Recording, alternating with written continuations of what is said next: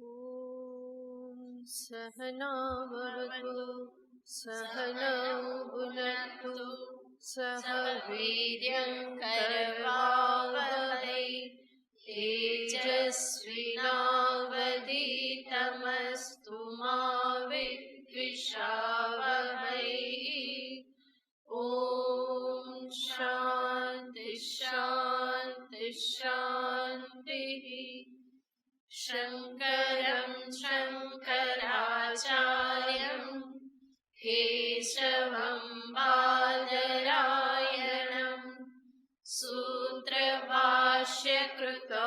वन्दे भगवन्तौ पुनः पुनः। ईश्वरो गुरुरात्मेति मूर्तिभेदविभागिने व्योमवद्व्याप्तदेहाय दक्षिणामूर्तये नमः। ॐ पार्थाय प्रतिबोधितां भगवता नारायणेन स्वयं व्यासेन ग्रथितां पुराणमुनिना मध्ये महाभारतम् अद्वैतामृतवर्षिणीं भगवतीम् अष्टादशाध्यायिनीम् अम्ब त्वामनुसन्दधामि भगवत् गीते भवद्वेषिणीम्। यं ब्रह्मा वरुणेन्द्ररुद्रमरुतः स्तुन्वन्ति दिव्यैस्तवैः वेदैः साङ्गपदक्रमोपनिषदैः गायन्ति यं सामगाः। ध्यानावस्थिततद्गतेन मनसा पश्यन्ति यं योगिनः यस्यान्तं न विदुःसुरासुरगणा देवाय तस्मै नमः। यस्यान्तं न विदुःसुरासुरगणा देवाय तस्मै नमः।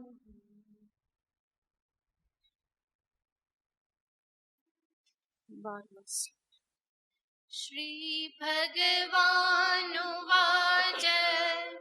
ज्ञेयं यत्तत् प्रवक्ष्यामि यज्ज्ञात्वामृतमश्नुते अनादिमत्परं ब्रह्म न सत्तन्नासदुच्यते।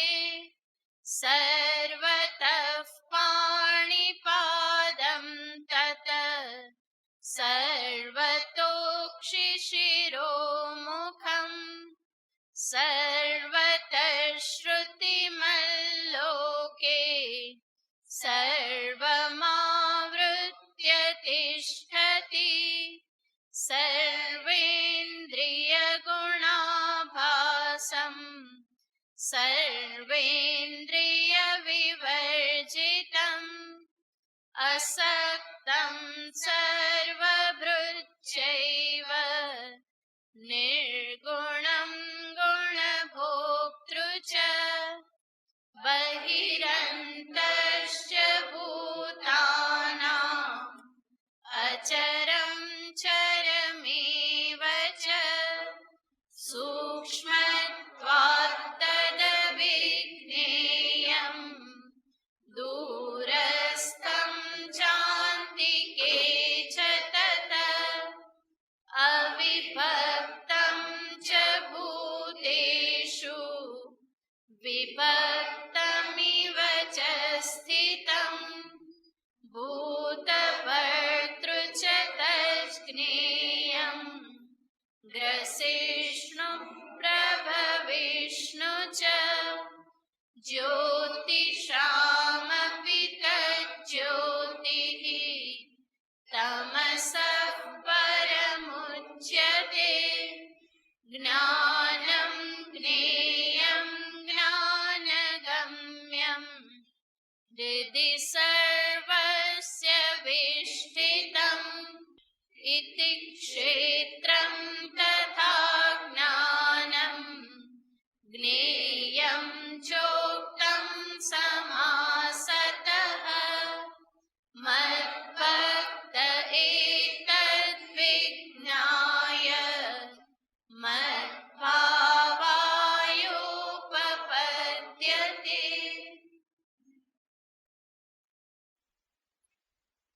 ભગવાન શ્રી કૃષ્ણચંદ્રએ ગીતાજીના 10મા અધ્યાયમાં વિભૂતિઓનું નિરૂપણ કર્યું, જેમાં અર્જુનને દર્શાવ્યું કયા કયા સ્થાનમાં મારું દર્શન કરવું. 11મા અધ્યાયમાં ભગવાને વિશ્વરૂપનું દર્શન અર્જુનની સમક્ષ કરાવ્યું. એનો અર્થ 10મા અધ્યાયમાં ભગવાને અમુક સ્થાન દર્શાવ્યા હતા કે તું સર્વત્ર મારું દર્શન ન કરી શકે તો કમસે કમ આ બધા સ્થાનોમાં તું મારું દર્શન કર. એવી રીતે જ્યારે કરવાને સમર્થ બને તો આગળ ભગવાન દર્શાવે છે સર્વમાં તું મારું દર્શન કર. વિશ્વરૂપ દર્શન ભગવાને કરાવ્યું કે જ્યાં પછી કોઈ વિભાગ રહેતા નથી. સારું ખરાબ, અનુકૂળ પ્રતિકૂળ, દેવ દાનવ આ બધા જ જે છે એ ભગવાનના સ્વરૂપમાં જ સમાઈ જાય છે. તો ભગવાનનું ત્યાં કહેવાનું તાત્પર્ય હતું સમસ્ત વિશ્વ રૂપે હું જ વ્યાપેલો છું. ભક્તને ભગવાન એ જ દ્રષ્ટિ પ્રદાન કરવા માંગે છે. જેને આવી દ્રષ્ટિ પ્રાપ્ત થઈ જરૂર પ્રભુની આ મહાનતા, પ્રભુની વિભૂતિઓ, ભગવાનનું અપ્રતિમ સામર્થ્ય, અપ્રતિમ સૌંદર્ય આ બધું જેને જાણ્યું એને જરૂર એવા પ્રભુ પ્રત્યે પ્રેમ પ્રગટ થાય છે. અને એવો જે પ્રેમ ઈશ્વર સંબંધી પ્રેમ એને જ ભક્તિ કહેવામાં આવે છે. એવી ભક્તિનું નિરૂપણ ભગવાન કૃષ્ણએ 12મા અધ્યાયમાં કર્યું. તો અહીંયા આપણે જોઈએ તો 10મો, 11મો અને 12મો અધ્યાય આ પ્રમાણે કનેક્ટેડ છે. અને ત્યાં જે કહેવામાં આવ્યું એ બધું જ ભગવાન કૃષ્ણ આ 13મા અધ્યાયમાં મદ્ભક્ત આ એક શબ્દથી દર્શાવી દેશે. એને અધિકારી રૂપે ભગવાન દર્શાવે છે. મદ્ભક્ત એતત વિજ્ઞાય મદ્ભાવાય ઉપપદ્યતે. જેની દ્રષ્ટિ આટલી વિસ્તૃત થઈ, જે સર્વત્ર પ્રભુને જોતા શીખ્યો, બાહ્ય જગતમાં જે કંઈ પણ જણાય છે નામરૂપાત્મક જગત, એ જગતમાં થતી સર્વ ઘટનાઓ, સર્વ પરિસ્થિતિઓ આ બધાનું નિર્માણ એક ઈશ્વર દ્વારા જ થાય છે. એટલું જ નહીં, પોતાના સંદર્ભમાં પણ જોતો થયો આ શરીરમાં જે કંઈ પણ સામર્થ્ય છે એ બધું જ સામર્થ્ય કોના થકી છે? ઈશ્વર થકી છે. યત કરોષિ યદસ્નાસી યજ્જુહોસી દદાસી યત યત તપસ્યસી કૌંતેય તત્કુરુષ્વ મદર્પણ. આ ભગવાન 9મા અધ્યાયમાં અર્જુનને કહી ગયા, ભક્તિનું સ્વરૂપ દર્શાવ્યું. તું જે કંઈ પણ કરે એ બધું મને અર્પણ કર.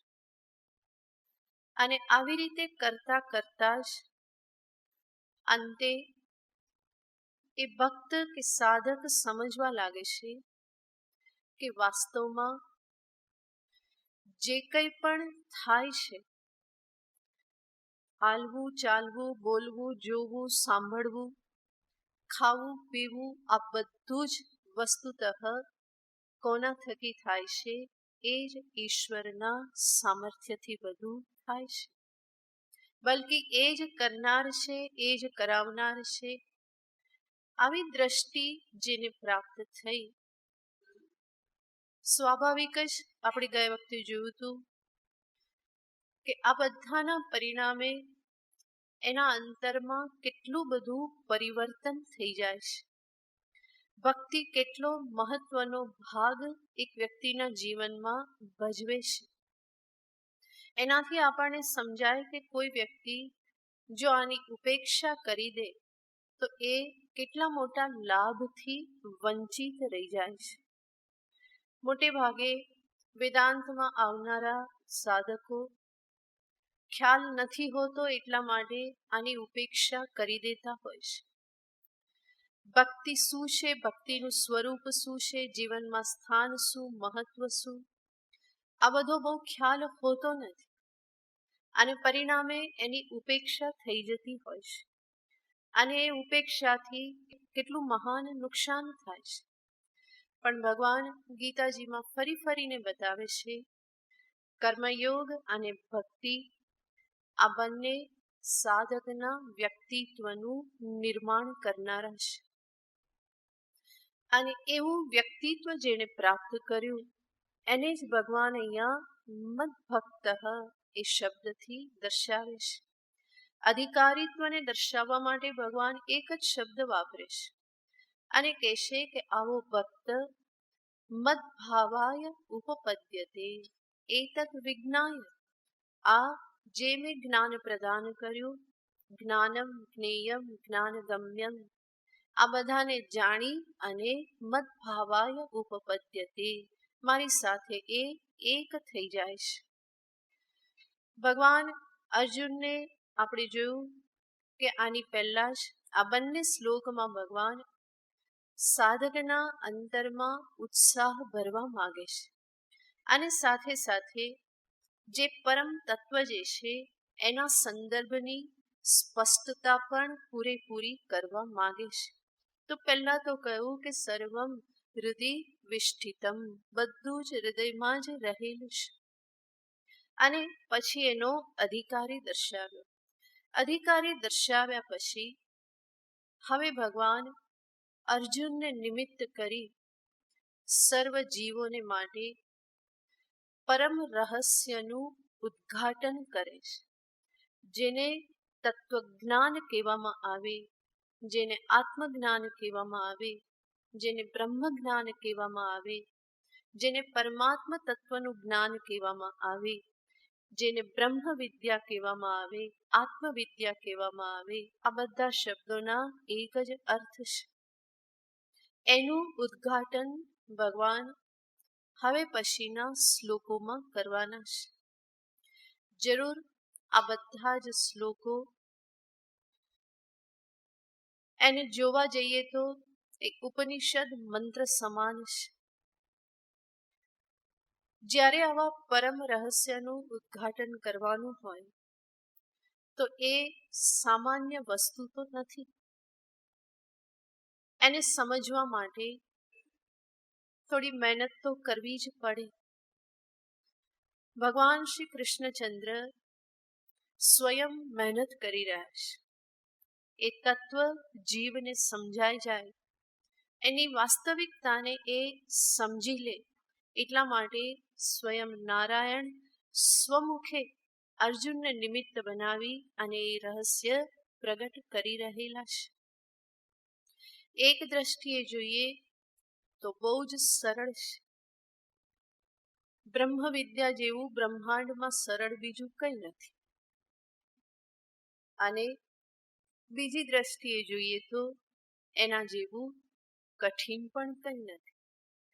સરળ એટલા માટે મારું જ પોતાનું સ્વરૂપ છે. સમજી લીધું તો કામ ખતમ. ધેટ્સ ઇટ, પૂરું. એક વખત સમજમાં આવી ગયું બરાબર, અને ના આવે તો એની પાછળ પડવું પડે, અને એટલે એ કઠિન લાગે, પણ વસ્તુતઃ કઠિન નથી. ભગવાન જે સમજાવી રહ્યા છે એને થોડી એકાગ્રતા સાથે, શાંત ચિત્તથી, બીજે બધેથી મનને એકઠું કરી, એકત્રિત કરી અને માત્ર ભગવાનના શબ્દોમાં એને રાખવામાં આવે તો તત્વને સમજવું કઠિન નથી. ભગવાન ખૂબ સુંદર રીતે સમજાવી રહેલા છે. પહેલા પણ મેં કહેલું હતું કે 13મો અધ્યાય એ ગીતાના સાર રૂપ છે. ઉપનિષદ વિદ્યા ભગવાન આમાં પ્રદાન કરી રહેલા છે. ઉપનિષદોનું રહસ્ય જ આમાં છે. આ બ્રહ્મ વિદ્યા જે ભગવાન ઉદ્ઘાટિત કરી રહેલા છે. અને 13મા અધ્યાયમાં ભગવાને બહુ જ સ્પષ્ટ રૂપે તત્વનું નિરૂપણ કર્યું છે. બીજા બધા અધ્યાયોમાં ભગવાન થોડીક વાત કરે, ફરી પાછી કોઈ હળવી વાત કરે, ફરી કઈ તત્વની વાત કરે, ફરી કંઈક હળવી વાત કરે, પરંતુ 13મા અધ્યાયમાં ભગવાન એવો ચાન્સ લેતા નથી. એક ધારું ભગવાન તત્વનું નિરૂપણ કરે છે. અને એટલા માટે જ આજે બધા શ્લોકો જે છે એ બહુ જ મહત્વના છે. એને યોગ્ય રીતે સૂક્ષ્મતા સાથે જો એને સમજી લેવામાં આવે તો મારું સ્વરૂપ જ મારી સામે ઉદ્ઘાટિત થઈ જાય છે. ભગવાન એને સમજાવે છે, આપણે પણ એ સમજવાનો પ્રયત્ન કરીએ. આગળનો શ્લોક. પ્રકૃતિમ પુરુષમ ચૈવ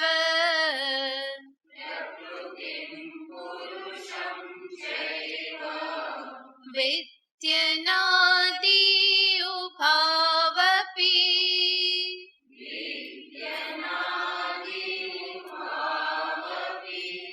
વિકારાંશ્ચ ગુણાંશ્ચૈવ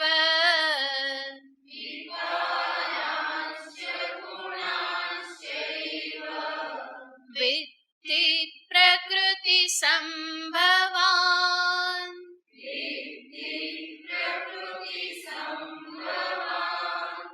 પ્રકૃતિમ પુરુષમ ચૈવ વિદ્યનાદિ ઉભાવપી વિકારાંશ્ચ ગુણાંશ્ચૈવ વિદ્ધિ પ્રકૃતિ સંભવાન.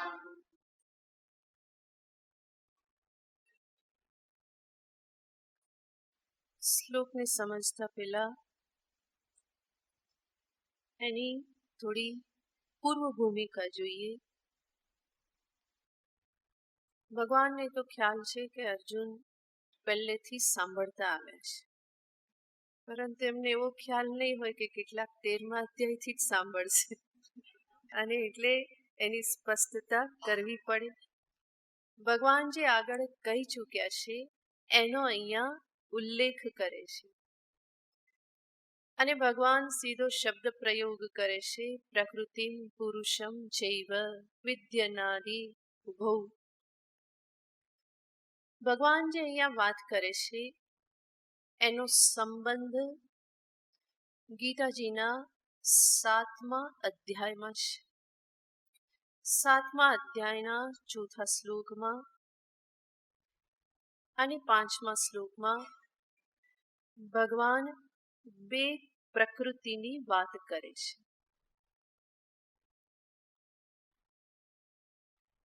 પરા પ્રકૃતિ, અપરા પ્રકૃતિ. ભગવાને ત્યાં નામ પણ આપ્યા. અને દર્શાવ્યું કે હે અર્જુન, આ મારી અપરા પ્રકૃતિ છે અને આ પરા પ્રકૃતિ છે. અપરા પ્રકૃતિ કઈ? તો ભગવાને ત્યાં દર્શાવ્યું, ભૂમિ રાપો નલો વાયુ ખમ મનો બુદ્ધિ રેવ ચ અહંકાર ઇતિ યમ્મે ભિન્ના પ્રકૃતિ રષ્ટધા. આ 8 વિભાગમાં વહેંચાયેલી જે મારી પ્રકૃતિ અપરા યમ, આ પ્રકૃતિ કેવી છે? તો કે અપરા. એ 8માં શું આવ્યું? આકાશ, વાયુ, અગ્નિ, પાણી, પૃથ્વી. ભૂમિ આપઃ અનલઃ વાયુ ખમ. આ 5 જે મહાભૂત જે કહેવામાં આવે છે. ભૂમિ રાપો નલો વાયુ ખમ મનો બુદ્ધિ અહંકાર. મન, બુદ્ધિ અને અહંકાર 8 થયા. આને ભગવાન અપરા પ્રકૃતિ કહે છે. જ્યારે અહીંયા મન, બુદ્ધિ, અહંકાર ભગવાન કહે છે તો એ સમષ્ટિ લેવલના લેવાના છે. સમષ્ટિ અને મારી એકની બુદ્ધિ એ વ્યષ્ટિ બુદ્ધિ કહેવાય, વ્યક્તિગત. અને બધી જ બુદ્ધિને સામે રાખીને વાત કરવામાં આવે તો એને કહેવાય સમષ્ટિ બુદ્ધિ.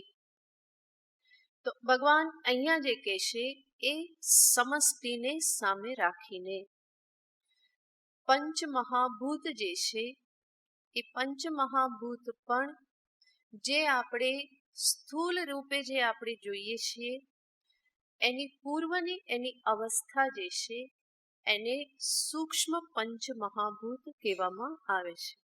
તો એનું ગ્રહણ અહીંયા કરવાનું છે. તો આ 8 પ્રકાર 8 વિભાગમાં વહેંચાયેલી ભગવાન કહે છે કે એ મારી અપરા પ્રકૃતિ છે. બીજા શ્લોકમાં કહે છે અપરેય મિતઃ અપરા ઇયમ ઇતઃ તુ અન્યા. આ અપરા પ્રકૃતિથી બીજી એક અન્ય. અપરેયમિતસ્ત્વન્યા એક જીવભૂતા મહાબાહુ. પરા પ્રકૃતિ છે અને પરા પ્રકૃતિ એટલે કઈ? તો કે છે જીવભૂતામ. જીવરૂપ જે છે એ સર્વ જીવો જે છે એને પણ ભગવાન શું કહે છે? મારી પ્રકૃતિ છે.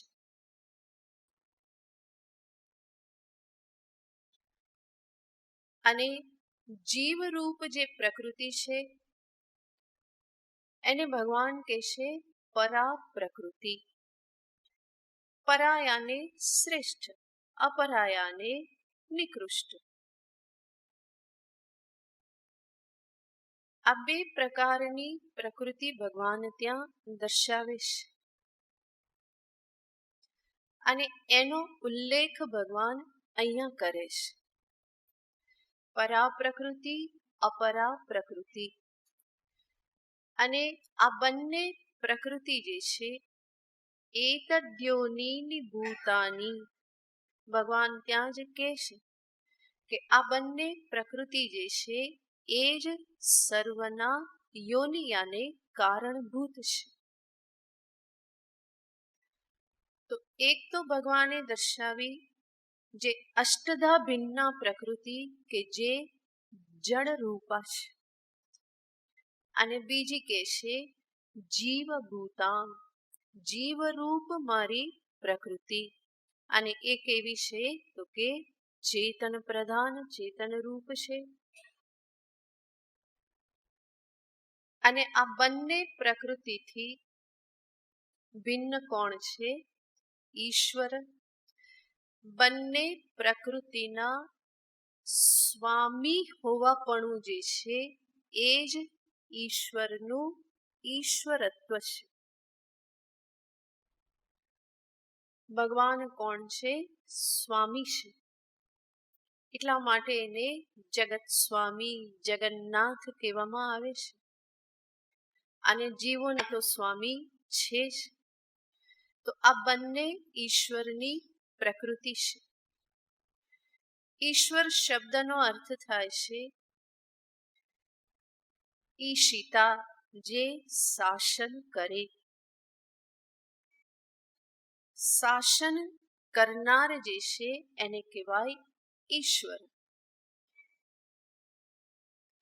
અને ઈશ્વર શાસન કોના પર કરે છે? જગત પર અને જીવો પર. જગત અને જીવના એ સ્વામી છે, બંનેનું શાસન કરનાર છે. તો ઈશ્વરનું ઈશ્વરત્વ, ઈશ્વરનું ઈશ્વર હોવાપણું,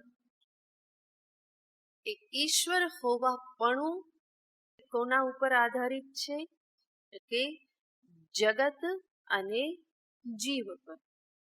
જીવ અને જગતનું નિયંત્રણ ઈશ્વર કરે છે.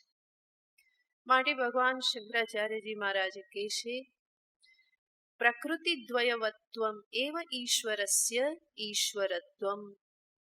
ઈશ્વરનું ઈશ્વરત્વ એટલે શું છે? આ બંને પ્રકૃતિથી યુક્ત હોવું, યાને એના ઈશિતા, એના સ્વામી હોવું. અને પ્રકૃતિ તો ઈશ્વરની જ છે.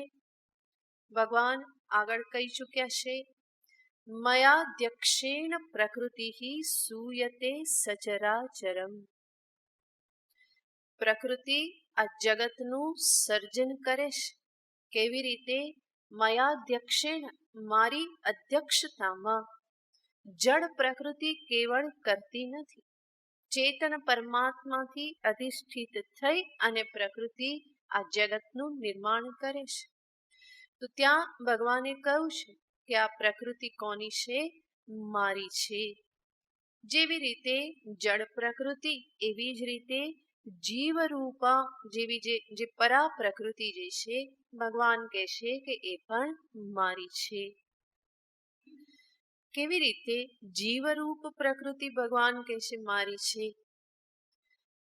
જેમ દ્રષ્ટાંતથી જોઈએ, કોઈ એક અરીસામાં પ્રતિબિંબ પડતું હોય, સૂર્યનું પ્રતિબિંબ પડે, પ્રકાશ એમાં રિફ્લેક્ટ થાય, તો સૂર્ય શું કે આ કોનું છે? મારું છે. આ પ્રકાશ મારું છે, આ પ્રતિબિંબ મારું છે. જેવી રીતે હું પણ કહું કે અરીસામાં દેખાય છે, એ કોનું પ્રતિબિંબ છે? મારું પ્રતિબિંબ છે. મારા વગર પ્રતિબિંબ હોય કે નહીં? ના હોય. પ્રતિબિંબ બિંબ ઉપર જ આધારિત હોય. એવી રીતે શાસ્ત્રમાં તત્વને સમજાવતા કહેવામાં આવે છે જીવ જે છે એ ઈશ્વરનું પ્રતિબિંબ છે, જેને પ્રતિબિંબવાદ તરીકે દર્શાવવામાં આવે છે. ક્યારેક એનો વિચાર થશે, અત્યારે નથી કરતા, પણ સામાન્ય રીતે સમજવાને માટે કહેવામાં આવે છે કે જીવ એ ઈશ્વરનું પ્રતિબિંબ છે. પ્રતિબિંબિત ચૈતન્ય એ જ શું છે? જીવ છે. અને બિંબભૂત ચૈતન્ય એ છે ઈશ્વર. તો બિંબને અધીન પ્રતિબિંબ હોય. આ દ્રષ્ટિએ ભગવાન કહે છે જીવરૂપ પ્રકૃતિ પણ કોની છે? મારી છે. તો પરા અપરા આ બંને મારી પ્રકૃતિ છે, એવું ભગવાને 7મા અધ્યાયમાં કહ્યું. હવે એને સામે રાખીને ભગવાન આ શ્લોકમાં વાત કરે છે, જેમાં કહે છે પ્રકૃતિમ પુરુષમ ચૈવ ઉભૌ અપી અનાદિ વિદ્ધિ. પ્રકૃતિ યાને જે અષ્ટધા ભિન્ના પ્રકૃતિ ભગવાને 7મા અધ્યાયમાં જે કીધી, અપરા પ્રકૃતિ, અને પુરુષમ, અહીંયા પરા પ્રકૃતિ જે જીવ, એના માટે શબ્દ વાપરે છે પુરુષમ. પુરુષ જીવ. પુરુષ યાને સ્ત્રી પુરુષમાંનું પુરુષ નહીં, પરંતુ પુરુષનો અર્થ શું થાય? પુરવ ઉશતી વસતી ઇતિ પુરુષ. આ શરીર રૂપી પુરીમાં જે વાસ કરે છે એને કહેવાય પુરુષ. તો દરેક જીવ જે છે એના માટે શબ્દ પ્રયોગ થાય છે પુરુષ. ભગવાન કહે છે મારી આ પ્રકૃતિ અને પુરુષ. ભગવાન જે પ્રકૃતિ શબ્દ અહીંયા વાપરે છે એને જ બીજા શબ્દથી માયા પણ કહેવામાં આવે છે, જે આપણા માટે જાણીતો શબ્દ છે માયા. તો અષ્ટદા ભિન્ના પ્રકૃતિ કે જેની સૂક્ષ્મ અવસ્થા બીજરૂપ અવસ્થા એ જ માયા કહેવામાં આવે છે. તો એ પ્રકૃતિ અને પુરુષ જીવ આ બંને ભગવાન કહે છે ઉભવ અપી અનાદિ વિદ્ધિ. હે અર્જુન, આ બંનેને તું અનાદિ જાણ. અનાદિનો અર્થ થાય છે જેનો આદિ જાણવામાં આવતો નથી, એને કહેવાય અનાદિ. આદિ આને શરૂઆત, પ્રારંભ, જન્મ. એ જેના જાણવામાં નથી આવતા એને કહેવાય અનાદિ. ભગવાન કહે છે પ્રકૃતિ અને પુરુષ જીવ આ બંને કહેવાતું જાણ, અનાદિ જાણ, બંનેને અનાદિ સમજ. વિકારાંશ્ચ ગુણાંશ્ચૈવ વિદ્ધિ પ્રકૃતિ સંભવાન. સર્વ વિકાર યાને કાર્ય અને ગુણો જે છે એને તું પ્રકૃતિ માયામાંથી ઉત્પન્ન થયેલા જાણ. વેદાંત સિદ્ધાંતમાં કહેવામાં આવે છે કે 6 વસ્તુ અનાદિ છે. ષડસ્માકમ અનાદયઃ. 6 વસ્તુ અનાદિ છે. એનો આરંભ ક્યારે થયો એ ક્યારેય જાણી શકાતું નથી. કઈ 6 વસ્તુ? જીવ, ઈશ્વર, વિશુદ્ધ ચૈતન્ય, શુદ્ધ ચૈતન્ય. ત્યારે ખાલી શબ્દ લખી લેજો, બરાબર? આગળના બધા પછી ક્યારેક સમજમાં આવી જશે. જીવ, ઈશ્વર, શુદ્ધ ચૈતન્ય. જીવ અને ઈશ્વરનો ભેદ. જીવ અને ઈશ્વરનો ભેદ. 4 વસ્તુ થઈ. 5મું છે અવિદ્યા. અવિદ્યા યાને માયા, પ્રકૃતિ જે ખોટી. અવિદ્યા, અજ્ઞાન એ કેવું છે કે અનાદિ છે. અને અજ્ઞાનની સાથે ચૈતન્યનો સંબંધ, જેના પરિણામે ચૈતન્ય શું કહે છે? હું અજ્ઞાની, મને કંઈ આજ તો સમજમાં આવતું નથી. તો એ અજ્ઞાનની સાથે ચૈતન્યનો સંબંધ એ પણ કેવો છે? અનાદિ છે. જીવ ઈશ વિશુદ્ધાચિત તથા જીવેશયોર્ભિદા અવિદ્યા તચ્ચિતોર્યોગ ષડસ્માકમ અનાદયઃ. આજે 6 અનાદિ જે કયા એમાંથી ભગવાન 2ને અહીંયા લે છે. પ્રકૃતિ, પ્રકૃતિ યાને માયા. માયાને માટે જ શબ્દ વાપરવામાં આવે છે અવિદ્યા, અજ્ઞાન. તો ત્યાં પણ અવિદ્યાને અનાદિ કહે છે, અજ્ઞાન જે છે એ કેવું છે? અનાદિ છે. તમે તમારા જીવનમાં જ વિચાર કરો કે કોઈ પણ વિષયનું અજ્ઞાન ક્યારથી શરૂ થયું એ કહી શકાશે? કોઈ પણ વિષયનું અજ્ઞાન. હું લેટિન ભાષા નથી જાણતો. ક્યારથી નથી જાણતા? શું કહેશો તમે? પહેલેથી જ. પહેલેથી એટલે ક્યારથી? જન્મથી? જન્મ પહેલા જાણતા હતા? કયા જન્મથી? કે બહુ જન્મ પહેલા. કયા જન્મથી? બહુ જન્મ પહેલા. તો ક્યારથી નથી જાણતા? કોઈ પણ વિષયનું અજ્ઞાન જે છે એનો પ્રારંભ ક્યારથી થયો એ કહી શકાતું નથી. એવા અજ્ઞાનને અનાદિ જ માનવું પડે. ક્યારેય પણ કોઈ પણ અજ્ઞાન એનો પ્રારંભ સિદ્ધ કરી શકાતો નથી.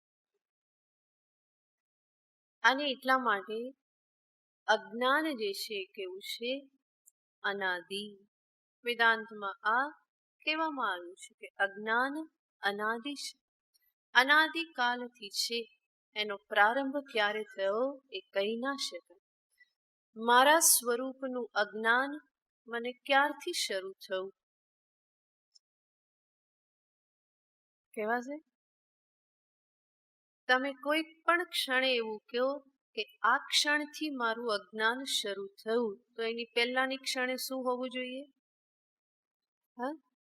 જ્ઞાન હોવું જોઈએ. અજ્ઞાન ન હોય ત્યાં શું હોય? જ્ઞાન હોય. તો જ્ઞાન હોય તો અજ્ઞાન આવે? ના આવે. તો મારા સ્વરૂપનું અજ્ઞાન ક્યારથી પ્રારંભ થયો હું કહી શકું નહીં.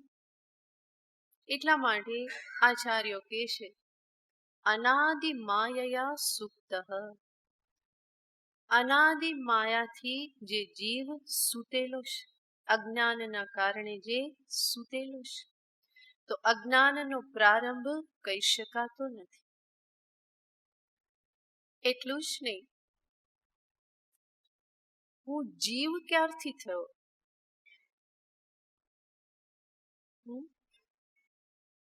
કહી શકાશે? હું જીવ ક્યારથી થયો?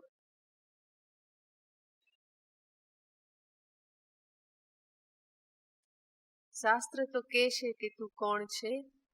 બ્રહ્મ છે. પરંતુ હું મને શું સમજુ છું? હું તો જીવ છું. એ ક્યારથી શરૂઆત થઈ જીવની? છે કોઈ સમય એનો? કોઈ સમય કહી શકાય નહીં. બલકી આ સમસ્ત માયા અને માયાનું કાર્ય આ બધું જ કેવું છે? અનાદિ છે. એનો પ્રારંભ કહી શકાય નહીં. જેમ આપણે જગતમાં અનેક વખત પ્રશ્ન કરીએ છીએ, પહેલા મરઘી કે પહેલા ઈંડું? પહેલા બીજ કે પહેલા વૃક્ષ? બીજ પહેલા આવ્યું કે પહેલા વૃક્ષ હતું? વૃક્ષમાંથી બીજ થયું કે બીજમાંથી વૃક્ષ થયું? કોને પહેલા રાખશું? ક્યારથી પ્રારંભ થયો કહી શકાય નહીં? કહી શકાય. કર્મથી આ શરીર બને છે અને શરીરથી કર્મ થાય છે. એટલા માટે બધા પૂછતા હોય છે કે પહેલા કર્મ કયા? એ પહેલા કર્મનો કોઈ જવાબ નહીં. કે અનાદિકાલથી જ માનવું પડે. જેવી રીતે પહેલા મરઘી કે પહેલા ઈંડું એનો કોઈ જવાબ નહીં. પહેલા બીજ કે પહેલા વૃક્ષ એનો કોઈ જવાબ નથી. એવી જ રીતે મારા પહેલા કર્મ કયા ત્યારે કયું શરીર હતું, પહેલું શરીર કયું પ્રાપ્ત થયું, આ બધા પ્રશ્નોના કોઈ જવાબ મળી ના શકે. એટલા માટે સંતો કહેશે કે અજ્ઞાન ક્યારથી શરૂ થયું એની ચિંતા કરવાની જરૂર નહીં, એ ક્યારે મટે એની ચિંતા કર. ક્યારથી શરૂ થયું તો થઈ જ ગયું છે હવે, અને અનુભવમાં આવે જ છે, તો હવે એને હટાવવા માટેનો પ્રયત્ન કર. એ ક્યારથી શરૂ થયું એમાં બહુ બુદ્ધિ લગાવવાની જરૂર નથી, અને એનો જવાબ પણ મળવાનો નથી. જગતમાં કેટલાક પ્રશ્નો એવા હોય છે કે જેનો કોઈ જવાબ ના હોય, અને એ જવાબ ન મળે તો એનાથી મને કોઈ નુકસાન પણ થતું નથી, પણ એનું સમાધાન જે પણ છે એમાંથી કંઈક સમાધાન, એની નિવૃત્તિને અર્થે હું પ્રયત્ન કરી શકું. ભગવાન અહીંયા કહે છે પ્રકૃતિમ પુરુષમ ચ અનાદિ વિદ્ધિ, અને તું અનાદિ જાણ. ષડસ્માકમ અનાદય આ સિદ્ધાંત છે જે સર્વત્ર શાસ્ત્રમાં જોવામાં આવે છે. ઈશ્વર ક્યારથી? ઈશ્વર અનાદિ છે, ચૈતન્ય અનાદિ છે. જીવ અને ઈશ્વર જુદા ક્યારથી થયા? કઈ કહી શકાય નહીં. વેદાંત તો કહે છે કે તત્વમ અસી, એ તત્વમસી સત્ય છે, તો અમે જુદા ક્યારે થયા એનો કોઈ કાલ કહી શકાય નહીં. જીવ ઈશ્વરનો ભેદ અનાદિ છે, અવિદ્યા અનાદિ છે, અને અવિદ્યાની સાથે ચૈતન્યનો સંબંધ ક્યારથી થયો એ પણ કહી શકાય નહીં, એ પણ અનાદિ છે. ફેર એટલો છે આ છ જે અનાદિ કહેવામાં આવ્યા એમાંથી એક તત્વ અનાદિ છે અને સાથે અનંત છે, અને એ છે શુદ્ધ ચૈતન્ય, જે અનાદિ છે અને અનંત છે.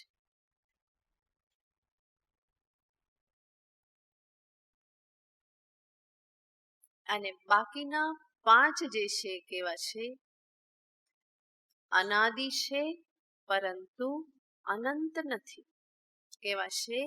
શાંત, સ અંત, અંતવાળા છે.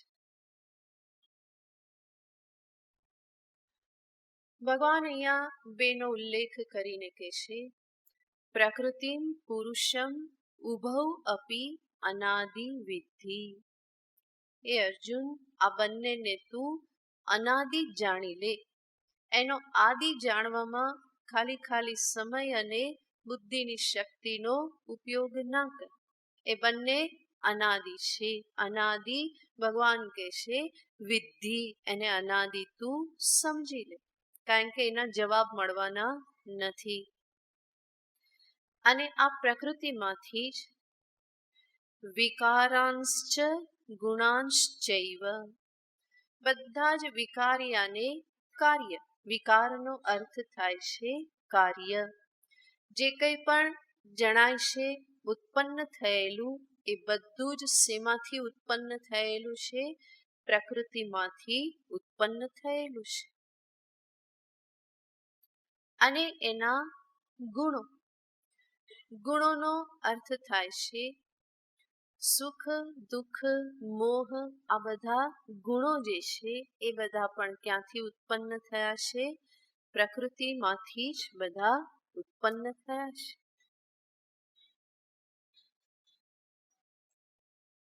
સાંખ્ય શાસ્ત્રમાં 24 તત્વ કહેવામાં આવે છે. 24 તત્વ, અને જે 24 તત્વને એક કેટેગરીમાં રાખવામાં આવે છે, અને એની સામે છે પુરુષ. પ્રકૃતિ પુરુષ વિવેક કહેવામાં આવે છે. ભગવાન એ પ્રકૃતિ પુરુષ શબ્દનો અહીંયા ભરપૂર પ્રયોગ કરે છે. 24 તત્વ જે પ્રકૃતિ છે, અને પ્રકૃતિથી વિલક્ષણ એ છે પુરુષ. આ 24 તત્વને 4 વિભાગમાં વહેંચવામાં આવે છે.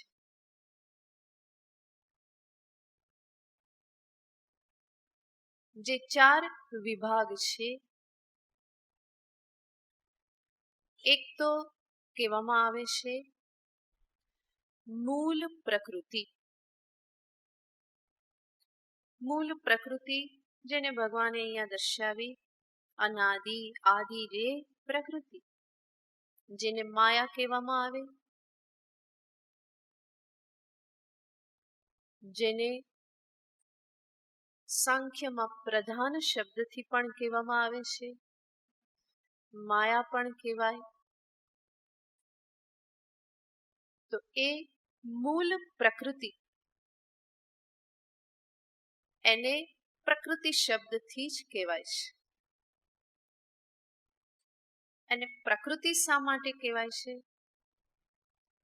પ્રકૃષ્ટા કૃતિ યસ્યા, જેની કૃતિ, જેનું સર્જન કેવું છે કે બહુ જ સરસ છે, બધાને ભૂલભુલામણીમાં નાખે એવું છે. એ મૂળ પ્રકૃતિ. બીજી કેટેગરી કહેવામાં આવે છે વિકૃતિ. બીજી કેટેગરી છે વિકૃતિ. ત્રીજી કેટેગરી છે પ્રકૃતિ વિકૃતિ. પ્રકૃતિ વિકૃતિ. અને ચોથું છે ન પ્રકૃતિ ન વિકૃતિ. એક જ શબ્દ, હા, ન પ્રકૃતિ ન વિકૃતિ. સૌથી પહેલા શું છે? પ્રકૃતિ, મૂળ પ્રકૃતિ. ત્યાર પછી બીજી કેટેગરી લઈ લો, પ્રકૃતિ વિકૃતિ. પ્રકૃતિ વિકૃતિ જે કહેવામાં આવે છે એમાં 7 વસ્તુ છે. એ 7 વસ્તુમાં આવે છે સૂક્ષ્મ પંચ મહાભૂત. આકાશ, વાયુ, અગ્નિ, પાણી, પૃથ્વી. હમણાં જે આપણે કહ્યું, જે સ્થૂલ રૂપે આપણને ઉપલબ્ધ થાય છે, એની પૂર્વ અવસ્થામાં કેવા હતા? સૂક્ષ્મ.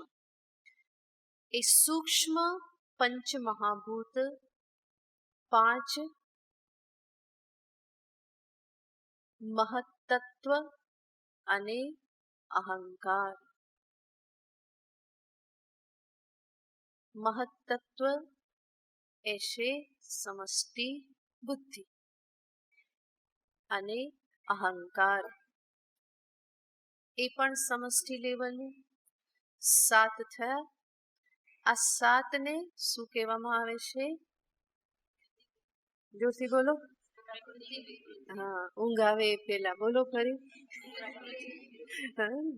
ઊંઘ આવે એવું જ છે, પણ હવે મારી પાસે કોઈ ઉપાય નથી. કહું ને, ભગવાન તો સીધું કહી દે, પ્રકૃતિ પુરુષમ અનાદિ વિદ્ધિ. અર્જુન તો સમજી જાય, પણ આપણી દશા આપણને જ ખબર હોય ને. તો આગળનો સંદર્ભ અને સાથે સાથે જે રહસ્યને સમજાવવા માટે આ બધું જરૂરી છે. પ્રકૃતિ પછી આવે પ્રકૃતિ વિકૃતિ. એ પ્રકૃતિ વિકૃતિનો અર્થ શું? પ્રકૃતિનો અર્થ થાય કારણ, અને કારણમાંથી પણ કંઈક ઉત્પન્ન થાય. જે ઉત્પન્ન થાય એને શું કહેવાય? વિકાર, કાર્ય. તો પ્રકૃતિ વિકૃતિનો અર્થ થાય જે કારણ પણ છે અને જે કાર્ય પણ છે. એ શેનું કાર્ય છે? મૂળ પ્રકૃતિમાંથી આ 7 ઉત્પન્ન થયા, એટલા માટે એને શું કહેવાય? વિકૃતિ, જે વિકાર રૂપ છે. અને એ જ 7માંથી બીજા 16 ઉત્પન્ન થાય છે. એ 16 જે ઉત્પન્ન થાય એના માટે આ 7 જે છે એ શું છે? કારણ છે. અને કારણને જ પ્રકૃતિ શબ્દથી કહેવામાં આવે છે. તો જેનું એક કારણ છે, આ સાતનું કારણ શું છે? મૂળ પ્રકૃતિ. એમાંથી એ ઉત્પન્ન થયા, કાર્ય થયા, એ કાર્યને જ શું કહેવાય? વિકાર કહેવાય. તો એ વિકૃતિ રૂપ છે, કાર્ય રૂપ છે. અને એમાંથી જે બીજા 16 ઉત્પન્ન થવાના, એના માટે એ શું છે? કારણ રૂપ છે. અને એટલા માટે એને પ્રકૃતિ પણ કહેવાય. તો પ્રકૃતિ વિકૃતિ. જેવી રીતે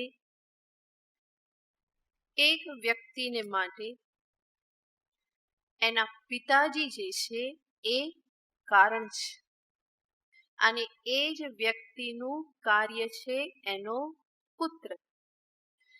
પિતા જે છે એને શું કહેવાય? મૂળ પ્રકૃતિ. બરાબર, જેને દાદા સ્થાનીય કહો એ મૂળ પ્રકૃતિ. અને વચ્ચે જે પિતા જે છે શું કહેવાય? પ્રકૃતિ વિકૃતિ. અને પુત્રને શું કહેવાય? વિકૃતિ. હજુ એનો પુત્ર નથી થયો, બરાબર, એને શું કહેવાય? કે વિકૃતિ. તો આવી રીતે આ કેટેગરી જોવાની.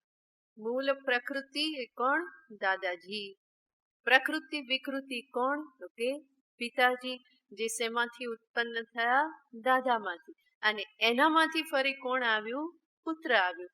પુત્રને માટે એ પ્રકૃતિ છે, અને દાદાને સામે રાખીએ તો એ કોણ છે? એનું કાર્ય, યાને વિકૃતિ. તો એક પ્રકૃતિ, પછી પ્રકૃતિ વિકૃતિ. અહીંયા શું છે? મૂળ પ્રકૃતિ, પ્રકૃતિ વિકૃતિ 7 તત્વ, અને એમાંથી ફરી પાછું કંઈક ઉત્પન્ન થાય છે. અને એ શું ઉત્પન્ન થાય છે? તો 16 તત્વ કહેવામાં આવે છે. અને 16 તત્વમાં 10 ઇન્દ્રિય, 5 જ્ઞાનેન્દ્રિય, 5 કર્મેન્દ્રિય,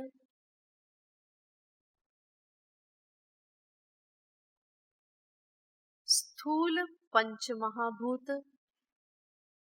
પહેલા હતા એ કયા હતા? સૂક્ષ્મ હતા. એમાંથી જ સ્થૂલ પંચમહાભૂત ઉત્પન્ન થાય છે. અને એ જ સૂક્ષ્મ જે પંચમહાભૂત, એમાંથી જ 10 ઇન્દ્રિય ઉત્પન્ન થાય છે. આ સ્થૂલ પંચમહાભૂત ઉત્પન્ન થાય છે. અને સાથે સાથે 10 ઇન્દ્રિય, પંચમહાભૂત, અને એની સાથે શું ગણવાનું? બીજું મન અથવા તો બુદ્ધિ, જે કહો તે. મન, બુદ્ધિ, ચિત્ત, આ બધું એક જ કહેવામાં આવે છે.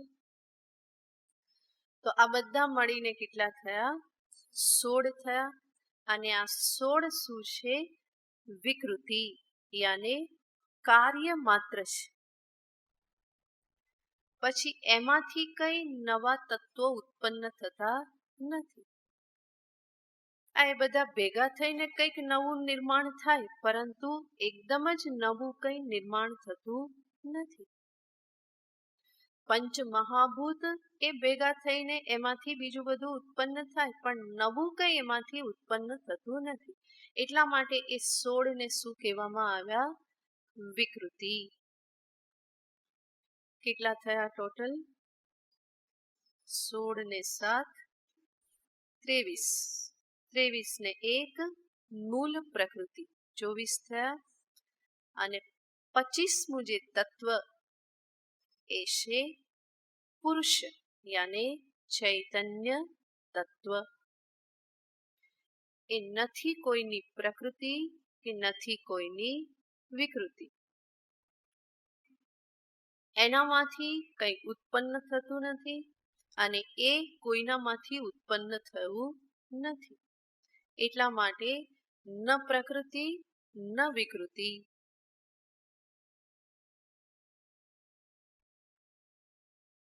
ભગવાન જે આ શ્લોકમાં કહેશે, વિકારાંશ્ચ ગુણાંશ્ચૈવ.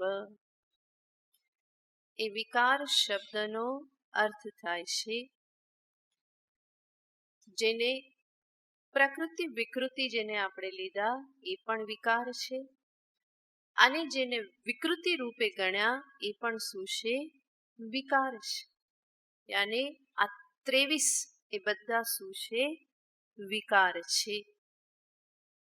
અને એ શેના વિકાર છે? વિદ્ધિ પ્રકૃતિ સંભવાન, મૂળ પ્રકૃતિ. મૂળ પ્રકૃતિમાંથી શું ઉત્પન્ન થયું છે? 7 પ્રકૃતિ વિકૃતિ અને 16 વિકૃતિ. તો ભગવાન કહે છે વિકારાંશ્ચ ગુણાંશ્ચૈવ. આના વગર કેવી રીતે સમજાવું આ વિકારાન કોને ભગવાન કહે છે? તો વિકાર આ બધા કાર્યો જે ઉત્પન્ન થાય એને શું કહેવાય? કાર્ય કહેવાય. આ બધું મૂળ પ્રકૃતિમાંથી ઉત્પન્ન થયું. તો વિકારાન પ્રકૃતિ સંભવાન વિદ્ધિ. અને સાથે સાથે ભગવાન કહે છે ગુણાંશ્ચ, બધા ગુણ જે છે, કારણ કે મૂળ પ્રકૃતિ એ કેવી છે? ત્રિગુણાત્મિકા છે. સત્વ, રજસ અને તમો ગુણાત્મિકા છે. એ જ ગુણની અભિવ્યક્તિ કેવી રીતે થાય છે? સુખ, દુઃખ, મોહ. તો એ બધા ગુણો જે છે એ પણ શેમાંથી ઉત્પન્ન થયા? એ મૂળ પ્રકૃતિમાંથી જ. તો વિકારાંશ્ચ ગુણાંશ્ચૈવ વિદ્ધિ પ્રકૃતિ સંભવાન.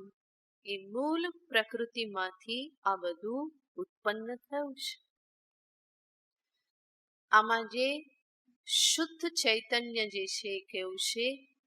ક્યાંય વચ્ચે આવતું નથી. આ 24 તત્વ જે છે એનાથી એ કેવું છે? પર છે. એને જ તો સાંખ્યમાં પ્રકૃતિ પુરુષ વિવેક કહેવામાં આવે છે. આ જ પ્રકૃતિ પુરુષ વિવેક ભાગવતમાં કપિલ મુનિ માતા દેવહૂતિને કરાવે છે. એ જ મુખ્ય કપિલોપદેશ રૂપે એ પ્રસિદ્ધ છે. ભગવાન અહીંયા એ જ શબ્દનો પ્રયોગ કરી અને ઉપદેશ આપે છે. આટલી આ બેઝિક જે પાયાની વસ્તુઓ જે છે એને આપણે સમજીએ તો ભગવાન આગળ જે કહે છે એને આપણે સમજી શકીએ.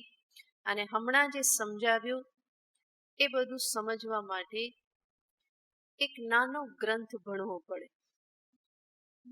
અને એ નાનો ગ્રંથ છે તત્વબોધ, કે જે આપણે સાધન પંચકમ પછી લેવાના છે. તત્વબોધ ભણ્યા વગર કે ભણાવ્યા વગર આ ભણાવવું બહુ કઠિન થઈ જાય, કાઠું પડી જાય. કારણ કે બધા શબ્દો સૂક્ષ્મ પંચ મહાભૂત ને તન્માત્રા ને આ બધા શબ્દો બધા પારિભાષિક શબ્દો છે જેને યોગ્ય રીતે સમજવા પડે. તત્વબોધમાં આ બધું સમજાવવામાં આવ્યું છે. બહુ નાની પુસ્તિકા છે પણ એમાં બધું બેઝિક જે છે બધું જ એમાં દર્શાવી દેવામાં આવ્યું છે. જ્યારે લઈશું ત્યારે વધારે સ્પષ્ટ થશે. અત્યારે આટલું જ અહીંયા સમજવાનું કે આ મૂળ પ્રકૃતિમાંથી આ બધા જ વિકાર બાકીના 23 જે છે બધા ઉત્પન્ન થયેલા છે. સર્વ ગુણ પણ એમાંથી ઉત્પન્ન થયેલા છે. અને આ પ્રકૃતિ કેવી છે? અનાદિ છે. અનાદિકાલથી એનો આદિ જાણી શકાતો નથી. તો અનાદિ વિદ્ધિ પુરુષમપી અનાદિ વિદ્ધિ. અને આ બંનેમાંથી પ્રકૃતિ જે છે એમાંથી સર્વ વિકાર અને ગુણો ઉત્પન્ન થયેલા છે. હવે આટલું કયા પછી ભગવાન આગળ બે વિભાગ સમજાવે છે. કર્તૃત્વ, ભોક્તૃત્વ. હું મને પોતાને જે કર્તા સમજુ છું કે ભોગતા સમજુ છું, એ કર્તૃત્વ ક્યાં રહેલું છે, ભોક્તૃત્વ ક્યાં રહેલું છે, એ વિભાગને ભગવાન આગળના શ્લોકમાં સ્પષ્ટ કરી અને દર્શાવે છે. આગળનો શ્લોક. કાર્યકરણ કર્તૃત્વે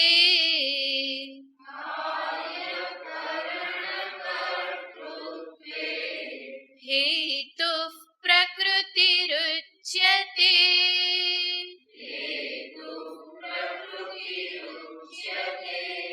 પુરુષः સુખ દુઃખાનાં